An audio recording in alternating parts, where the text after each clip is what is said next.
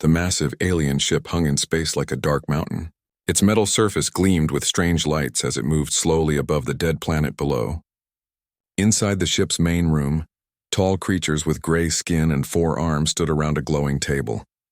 Their leader, Commander Thekvar, looked down at the small cage sitting in the center. Inside the cage was something that should have been magnificent. The dragon hatchling was no bigger than a house cat, but its scales were dull and lifeless. Its tiny chest moved up and down with weak breaths. The creature had not eaten properly in weeks. Its eyes, which should have sparkled with fire, were dim and tired. "What do we do with this thing?" asked one of the alien officers. His voice was cold and harsh. "The rest of its kind are dead. This is the last one." Thekvar walked around the cage, studying the dying creature inside. The Valkyrian Empire had conquered many worlds, and dragons had always been their greatest enemy. These creatures were smart, powerful, and worst of all, they made friends with other species. Dragons helped weak races become strong. They shared their ancient knowledge and protected those who could not protect themselves. "We could kill it now," suggested another officer. "One quick shot and the dragon race is finished forever." The commander shook his head. "That would be too easy. Besides, killing a baby feels wrong, even for us." He smiled, but it was not a kind smile. "I have a better idea." He pointed to the planet below them. The world looked brown and dead. No green plants grew on its surface. No blue oceans sparkled in the sunlight. Deep cracks ran across the land like old scars. The air was thin and hard to breathe. "This planet is perfect," Thekvar said. "Our scientists say nothing has lived here for hundreds of years. The surface is poisoned. The air is bad. Even the strongest creatures would die here in a few hours." The other officers looked at the planet and nodded. They understood what their commander meant. "We will put the dragon there," Thekvar continued. "It will have a natural death. We are not killers of babies. We are just giving it freedom." He laughed at his own words. Freedom to die alone on a dead world. The officers began to prepare a small escape pod. They put in just enough air for a few hours and some water that would last maybe a day. They added a small heater that would keep the dragon warm for a short time. It was not meant to save the creature's life. It was meant to make the aliens feel less guilty about what they were doing. The dragon hatchling seemed to understand what was happening. As they moved its cage toward the pod, it made small crying sounds. Its weak voice echoed in the metal halls of the ship. Some of the younger alien soldiers looked uncomfortable, but they followed their orders. "Do not feel sorry for it," Thekvar told his crew. "Dragons are dangerous. Even this small one would grow up to be our enemy. We are doing the galaxy a favor." They placed the cage inside the small pod and sealed it shut. The pod fell away from the ship like a metal tier, carrying the last dragon toward the dead planet below. Thekvar watched it fall on the ship's main screen. The pod landed in a flat area covered with gray dust and broken rocks. "Mark this world as quarantined," the commander ordered. "No ship should come here. Let it be a tomb for the last dragon." The alien ship's engines roared to life and it began to move away from the planet. None of the Valkyrians looked back. They had more worlds to conquer, more species to control. In their minds, they had just solved their dragon problem forever. Down on the planet's surface, the small pod sat quietly in the dust. Inside, the dragon hatchling lay curled up in its cage, breathing slowly. The air from the pod leaked out through tiny cracks. The heater began to grow cold. Everything was going exactly as the aliens had planned, but they had made one very big mistake. This planet was not as dead as they thought. Deep underground, in places where alien scanners could not reach, something was alive. Something had been waiting and watching for a very long time. The aliens had looked at the surface and seen only death. They had not looked deeper. The planet had a name, though the aliens did not know it. Long ago it had been called Earth. The creatures who had lived here had called themselves humans. The aliens thought they had killed all the humans many years ago. They thought they had destroyed every city and every hope. They were wrong. Far below the gray surface, in tunnels and caves that went deeper than any alien bomb could reach, the last humans were still alive. They had been hiding and waiting and growing stronger. They had built new cities underground. They had saved their knowledge and their technology. Most importantly, they had kept their humanity. When the alien ship's engines fired and lit up the sky above, sensors deep underground noticed the light. When the small pod fell from space and crashed into the dust, underground computers recorded exactly where it landed. When the alien ship flew away and left the planet in darkness, The humans knew something had been left behind. They had been watching the Velcarian Empire for years. They knew about the war against the dragons. They had seen entire star systems burn as the aliens destroyed everything beautiful and free in the galaxy. The humans had wanted to help, but they were too few and too weak. Now something had changed. The aliens had brought something to Earth, something they wanted to abandon and forget. The humans did not yet know what it was, but they knew one thing for certain. If the Velcarians wanted it to die, then the humans wanted it to live. In the deepest part of their underground city, alarms began to ring softly. Emergency lights blinked on tunnel walls. People stopped their work and looked up at speakers that crackled to life. "Attention," said a calm voice. "Unknown object has landed on the surface. Prepare surface team for investigation." The humans began to move with quiet purpose. They had practiced this many times.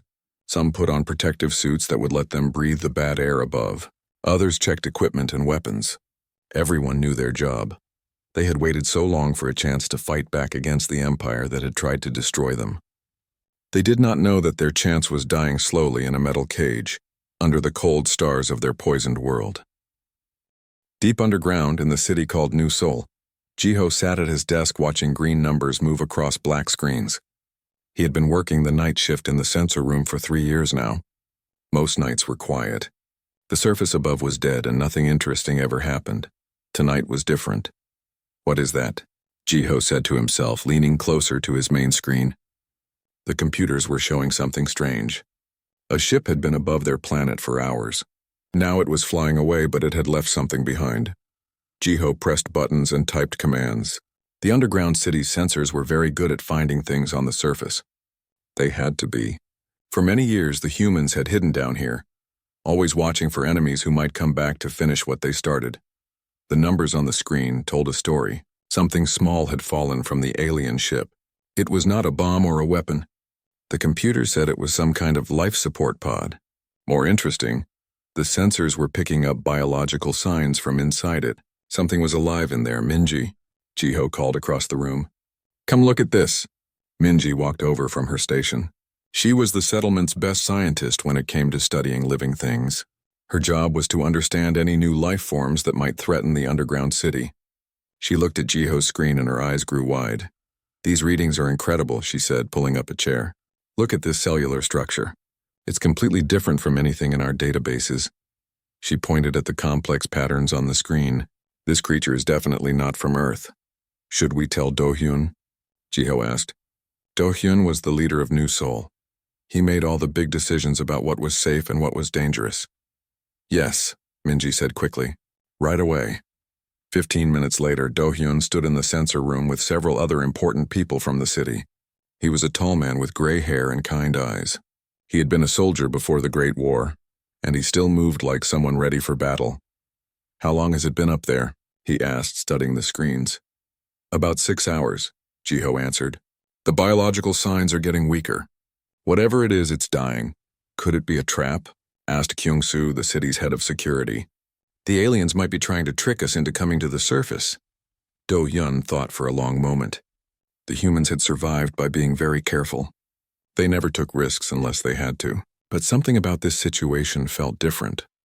"The Velcarians don't know we exist," he said finally. "Their ship scanned the surface, but not deep enough to find us. If this was a trap, they would have aimed it at our city." He paused. "This looks like they were throwing something away. Something they wanted to die," Minji added softly. That decided it for Do-hyun. "Hyuk, get your team ready. We're going to the surface." Hyuk was the best surface team leader in New Seoul. He had made more trips to the dead world above than anyone else. He knew how to move quietly and avoid the poisonous air. More importantly, he knew how to bring his people home safely. "Who do you want with me?" Hyuk asked. "Take Yuna for medical support," Do-hyun said. "And Taewon in case you need to break into that pod." 4 people total, including you. 1 hour later, the team was ready. They wore special suits that would protect them from the bad air above. They carried equipment to test for danger and weapons to defend themselves. Most importantly, Yuna brought medical supplies that could help almost any kind of creature. The trip to the surface took 30 minutes through tunnels and elevators that went up through solid rock. When they finally reached the surface door, Hyuk stopped and checked his team one more time. "Remember," he said, We don't know what we're going to find up there. Stay together. Follow my lead. If anything goes wrong, we come straight back down." The surface door opened with a soft hiss. Cold air rushed in, carrying the smell of dust and old death. The team climbed out into a world that looked like a nightmare. The sky was dark gray even though it was daytime. No plants grew anywhere. The ground was covered with rocks and sand that crunched under their boots. They walked for 20 minutes before they found the pod. It sat in a small crater, dented and scratched from its fall through the atmosphere. Strange alien writing covered its sides. A small window showed darkness inside. "Life signs are very weak," Taewon said, checking his scanner. "Whatever's in there doesn't have much time left." "Can you open it?" Hyuk asked.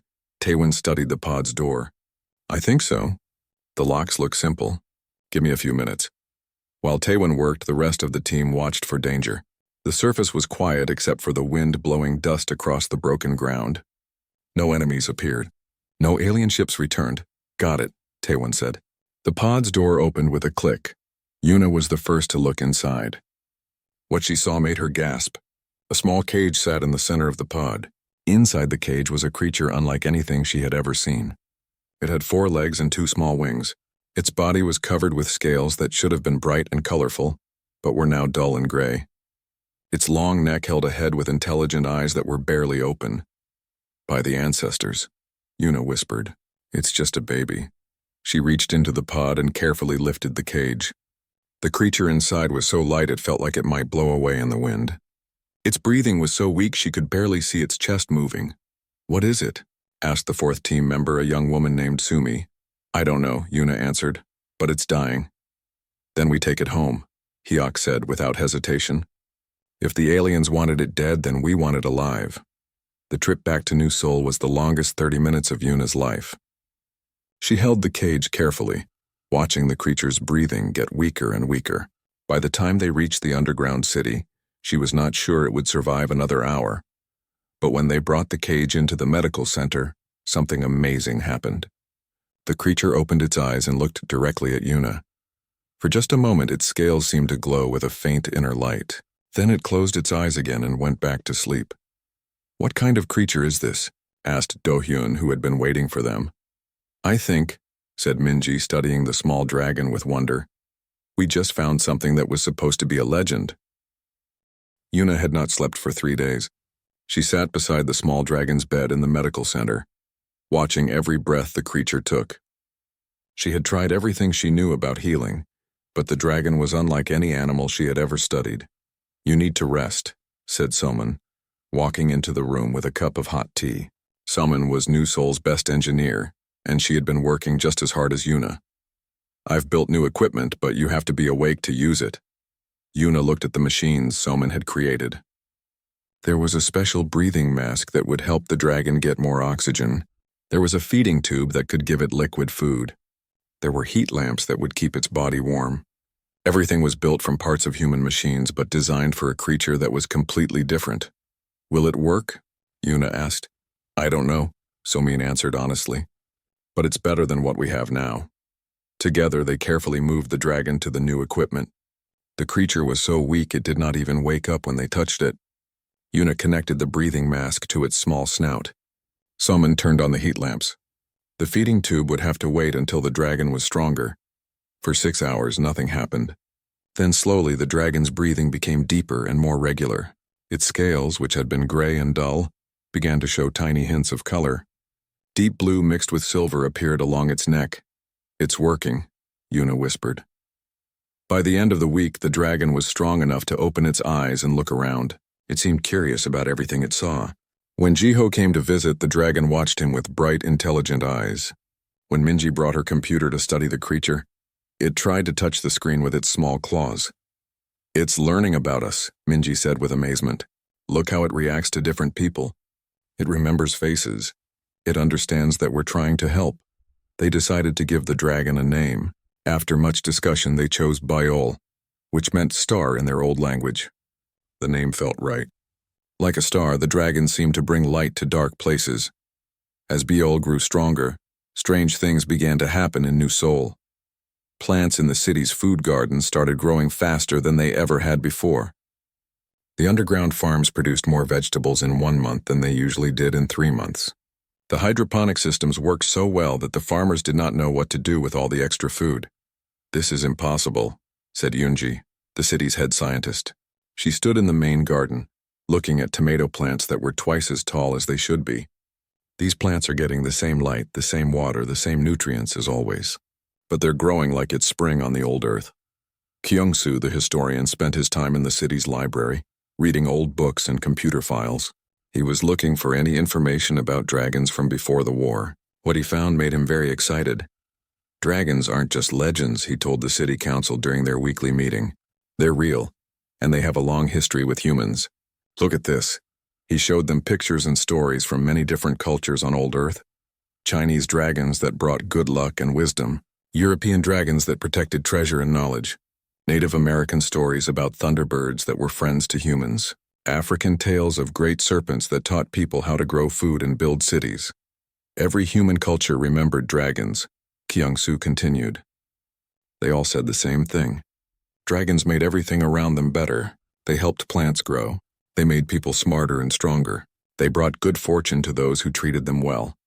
"You're saying this is not a coincidence?" asked Do-hyun. "I'm saying we were chosen," Kyung-soo answered. "The aliens threw Biol away on our world thinking it would die. But maybe something deeper was happening. Maybe the universe wanted dragons and humans to find each other again." As if to prove his point, the city's power systems began working better than they had in years. The fusion reactors that provided electricity became more efficient. The water recycling plants cleaned more water using less energy. Even the air circulation system seemed to work more smoothly. "It's like the dragon's presence is healing our city," said Somin, studying the power reports. "Everything works better when Biol is around." The dragon itself was growing quickly. After 1 month, it was the size of a large dog. Its scales now shone with beautiful colors that changed depending on the light. Deep blue turned to silver, then to gold, then to purple. Its eyes were bright and alert, and it had learned to make different sounds to communicate with the humans. Jiho spent the most time with Biol. He discovered that the dragon could sense emotions. When Jiho was sad, Biol would come over and gently touch him with its snout. When he was happy, the dragon would make a purring sound that seemed to make everyone in the room feel better. "It's not just smart," Jiho told Yuna one day. "It's emotionally intelligent. It understands how we feel and it wants to help us feel better." "That explains a lot," Yuna said. "I've noticed that people seem happier when they're around Biol. Even the people who were afraid of it at first are starting to smile more." Not everyone in New Seoul was comfortable with the dragon at first. Some people worried that it might be dangerous. Others thought it might attract the attention of the aliens who had left it to die. But as weeks passed and life in the city got better and better, even the most worried people began to accept Biol. "This dragon is not our prisoner," Do-hyun announced during a city meeting. "It's our guest. It can leave any time it wants to, but as long as it chooses to stay with us, we will protect it and care for it." Biol seemed to understand the speech, even though it was given in human language. The dragon nodded its head and made a sound that everyone interpreted as agreement, but their peaceful time was about to end. Taehoon, who monitored radio signals from space, came running into the council meeting with terrible news. "Ships," he said, breathing hard. "Alien ships are coming back. The Valkyrians have detected something strange from our planet. They're sending a war fleet to investigate." The room went quiet. Everyone knew what this meant. For years they had hidden safely underground. Now, because of the energy that Biol was giving off, they had been discovered. "How long do we have?" asked Do-hyun. 3 weeks, maybe 4, Daehoon answered. Everyone looked at Biol, who was sleeping peacefully in the corner of the room. The dragon had brought them joy and prosperity. Now it might bring them war. But as they watched, Biol opened its eyes and looked directly at them. Its scales began to glow brighter, and for the first time the humans felt something new from their dragon friend. Not fear, not sadness, but determination. The dragon was not afraid of the coming fight. And somehow that made the humans feel brave too. 3 months had passed since Daehoon first detected the alien fleet heading toward Earth. In that time, Biol had grown from the size of a large dog to something truly magnificent. The dragon now stood as tall as a person at the shoulder, with wings that could span the width of a small room. Her scales shimmered with colors that seemed to come from deep inside her body. shifting from blue to gold to silver like living metal. But the most amazing change was not in Biol's size. It was in the connection she had formed with the humans of New Sol.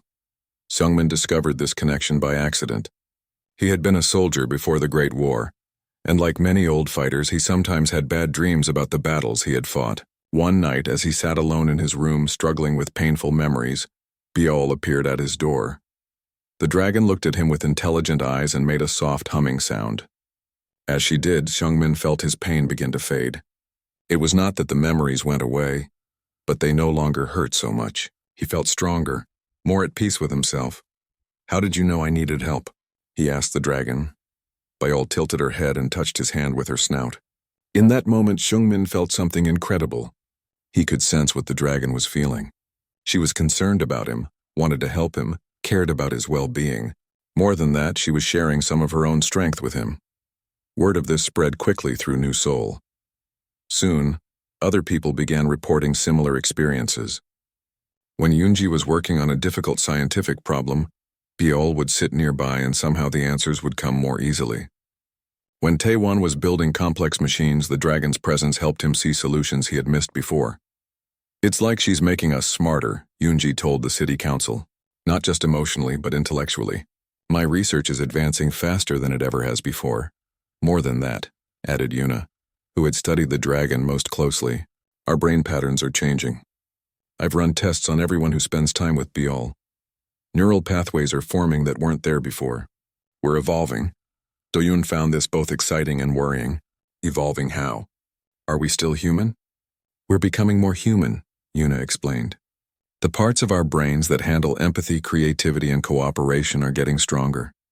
We're better at understanding each other. We're better at working together. We're better at solving problems." This was important because the problems they faced were getting bigger every day. Daehoon's reports from the communication center were not good. The Valkyrian fleet was larger than anyone had expected. 12 warships, including some of the Empire's most powerful vessels. They were not just coming to investigate. They were coming to destroy whatever was causing the strange energy readings from Earth. "They're afraid," Minho said during a strategy meeting. Minho was New Sol's best military planner, a woman who understood how enemies thought. "The energy signature from Biol is unlike anything they've seen before. They think it might be a new weapon." "In a way, they're right," said Kyung-soo. "Biol is a weapon, just not the kind they expect." The humans began to prepare for war, but their preparations were unlike anything they had done before. Instead of just building weapons and training soldiers, they were learning to work together in new ways. Teams of people would gather around Biol, and somehow their individual skills would combine into something greater. Engineers worked with soldiers to design better defenses. Scientists worked with historians to rediscover old technologies. Farmers worked with doctors to create new medicines. "It's like we're becoming a single organism," observed Jiho, who had grown closest to the dragon. "Not that we're losing our individuality, but we're connected in ways we never were before." The most dramatic example of this came when they tried to wake up the old defense systems. Before the Great War, Earth had been protected by powerful weapons hidden deep underground. The aliens had destroyed most of them, but some remained. The problem was that these weapons required multiple people to operate, and the original operators were long dead. When a team of humans tried to activate one of the missile batteries, they failed. The system was too complex for any one person to understand, and they could not coordinate their actions well enough to make it work. Then Biol joined them. With the dragon present, the team's minds seemed to merge. One person understood the targeting system, another understood the power grid, a third understood the launch mechanism, but instead of having to explain their knowledge to each other, they simply knew what the others knew. Their hands moved in perfect coordination, operating controls that none of them could have managed alone. The missile battery came online for the first time in decades. "We have to show the other settlements," said Do-hyun after witnessing this miracle. "If Biol can help us work together like this, she can help all of humanity." But first, they had to survive the coming battle. The Valkyrian fleet would arrive in 1 week. Daehoon's sensors showed that they were prepared for a major fight. The aliens had brought enough firepower to turn the surface of Earth into glass. "They still don't know we're down here," reported Hyok after returning from a surface scouting mission. But they're going to bomb everything anyway. They want to make sure nothing survives. Then we have to stop them before they start bombing, said Minho. We need to hit them first. Hit them hard and hit them in a way they don't expect. That night, as the humans planned their desperate strategy, Biel did something she had never done before. She opened her mind completely to all of them at once. Suddenly, everyone in New Seoul could feel what the dragon was feeling. They could sense her determination, her courage, and her absolute faith in them. More than that, they could feel her love. This creature from another world, abandoned and left to die, had chosen to love the humans who had saved her. But the most amazing part was what they felt from each other. Through Biel's connection, every person in the city could sense the hearts and minds of their neighbors. They felt Yuna's compassion, Jiho's wonder, Seungmin's loyalty, Yoonji's curiosity, and Doyun's protective strength. They were no longer just a group of survivors hiding underground. They were a family, bound together by something stronger than blood or law. They were humanity at its best, enhanced and unified by their bond with a creature that represented everything the Valkyrian Empire wanted to destroy. We're going to win, said Minho, and for the first time in months she sounded completely confident, not because we're stronger than them, but because we're fighting for something they can't understand. Above them, the alien fleet continued its approach, expecting to find a dead world with no defenses. They had no idea that they were about to face something they had tried to create but never achieved. Perfect unity between two species that had learned to fight as one. The Valkyrian fleet dropped out of hyperspace expecting to find the same dead world they had left months ago. Commander Thekvar stood on the bridge of his flagship, looking down at the brown and gray planet below. Begin deep scans, he ordered. Find the source of those energy readings and destroy it. But before his crew could complete their scans, something impossible happened. The planet's surface began to open. Hidden doors that had been sealed for decades slid apart with grinding sounds that echoed across the dead landscape. From these openings, ships began to rise. Human ships, sleek and deadly that the Empire had believed were extinct. They climbed toward the sky like silver birds returning to life. That's impossible, whispered Thekvar's second-in-command. We destroyed all human ships. We made sure of it. Apparently we missed a few, Thekvar said grimly. All ships prepare for battle. Destroy anything that moves. But the human ships were not moving randomly. They flew in perfect formation, as if controlled by a single mind. And at their head, something flew that made every Valkyrian on every ship stop and stare in shock. A dragon, not the tiny, dying hatchling they had abandoned, but a magnificent adult creature with scales that shone like stars and wings that caught the sunlight like metal. On the dragon's back sat a human rider, and together they led the Earth fleet toward the alien invaders.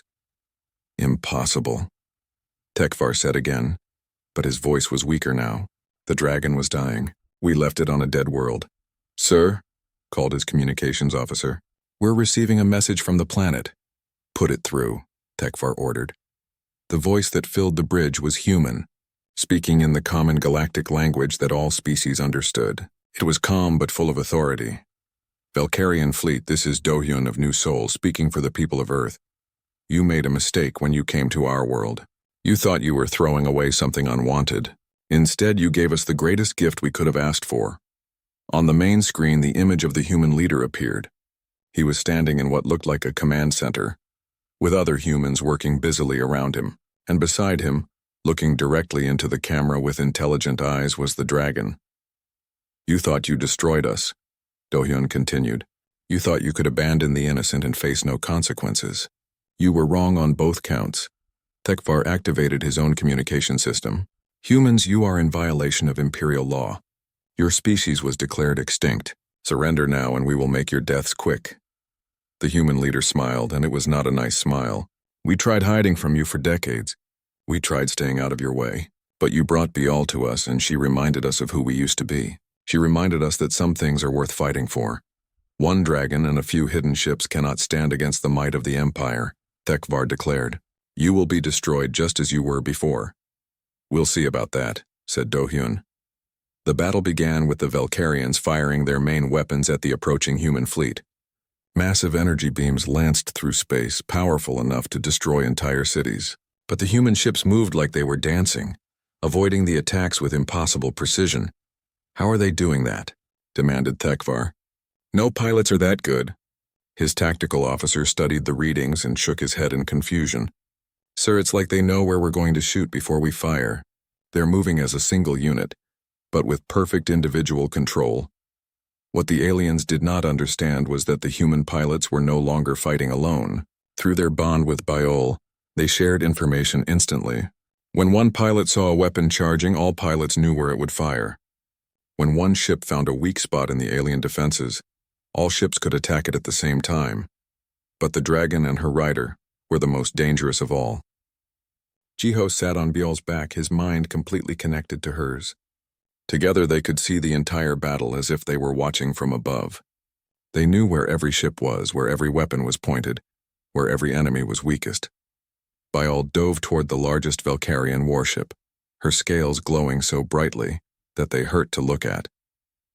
The ship's defensive weapons fired at her, but she moved through the energy beams like they were not there. Her claws, now as long as swords and harder than any metal, tore through the ship's armor like it was made of paper. All ships concentrate fire on the dragon. Thekvar screamed, but when the alien ships turned their weapons toward Biol, the human fleet struck them from behind. And when they turned back to fight the human ships, Biol attacked again. The aliens found themselves fighting an enemy that thought faster, moved better, and worked together in ways they could not match. One by one, the Valkyrian ships were disabled or destroyed. Their crews, trained to fight enemies who attacked in predictable ways, could not handle opponents who shared a single mind, but kept their individual skills. Finally, only Thekvar's flagship remained. The commander stood on his bridge, watching his fleet burn around him. The dragon hovered outside his main window, close enough that he could see the intelligence in its eyes and the human rider on its back. "This is impossible," he said for the third time, but now he sounded defeated. The communication system activated again. This time it was the human rider who spoke. "Commander Thekvar, my name is Jiho. The dragon you tried to kill saved us all. Now we're going to save the galaxy from you." "You cannot win," Thekvar said weakly. "The Empire has thousands of ships. Millions of soldiers," yes, Jiho agreed. "But they don't have what we have. They don't understand what we understand." "And what is that?" "That the strongest creatures in the universe are not the ones who destroy everything around them. The strongest are the ones who make everything around them better. The ones who protect instead of conquer. The ones who build up instead of tear down." As if to prove his point, Biol began to glow even brighter. Her light spread from ship to ship through the human fleet, and wherever the light touched, damaged ships began to repair themselves. Wounded pilots began to heal. Tired minds became alert and focused again. "Your empire conquers by making everything weaker," Jiho continued. "We win by making everything stronger. Which do you think will last longer?" Thekvar had no answer for that. The remaining Valkyrian ship fled into hyperspace, carrying news of the impossible defeat back to the Empire. But the humans did not celebrate yet. They had work to do. Across the galaxy, hidden human settlements received the signal they had been waiting for decades to hear. On 100 worlds and 1,000 secret locations, the survivors of humanity began to reveal themselves. They came out of underground cities, abandoned space stations, and hidden colonies. They brought with them ships and weapons and technology that the Empire had thought was destroyed. But most importantly, they brought hope. Within days, the first refugees began arriving at Earth. These were not humans, but members of other species that the Valkyrian Empire had conquered or enslaved. They had heard about the dragon and the humans who fought with her. They wanted to be part of something better. Yuna worked day and night to heal the injured who came to Earth. Salman designed new ships that could carry both humans and aliens working together. Yunji studied the different species to understand how they could all benefit from the connection that Biol provided. "It's not just about humans anymore." Dohyun explained to the growing council that now included representatives from 12 different species. "Biol doesn't just bond with us. She helps anyone who chooses cooperation over conquest." The dragon herself had grown even larger and more magnificent. Her scales now showed colors that had no names, and her presence brought out the best in every creature around her. When a nervous alien diplomat met her for the first time, Biol would gently touch them with her snout, and their fear would turn to wonder. "She's not just a dragon," Kyung-soo observed, updating his historical records. "She's what dragons were always meant to be, a bridge between species, A teacher who shows us how to be better than we are.